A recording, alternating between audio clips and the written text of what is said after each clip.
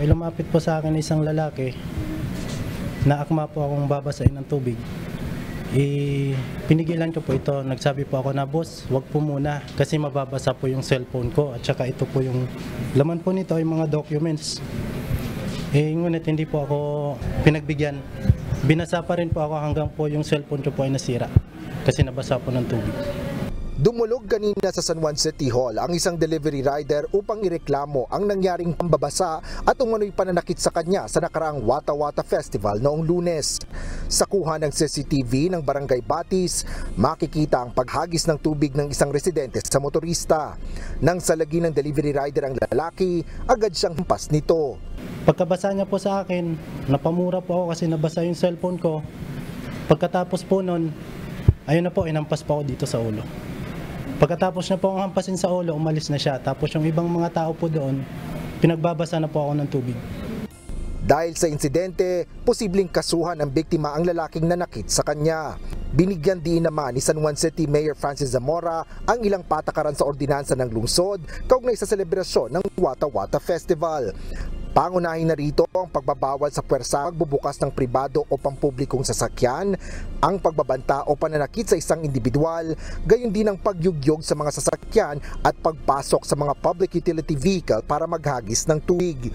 Sa ilalim ng ordinansa, maaaring patawan ang lalabag ng 2,500 pesos na multa at isang araw na community service para sa unang paglabag. 3,500 pesos naman ang multa at 3 araw na community service kung second offense, habang 5,000 piso naman at pagkakakulong ng 1 hanggang 6 na araw ang parusa sa ikatlong paglabag. Pero dahil sa mga naperwisyo sa nakaraang Wata-Wata Festival, plano ni Mayor Zamora na sampahan ng mas mabigat na mga kaso ang mga lumabag sa ordinansa. Kasama sa mga kasong planong ihain ng alkalde ang direct assault, less serious physical injury, unjust vexation, malicious mischief at iba pa. Gamitin natin ang revised penal code kasi mas may ngipin yan.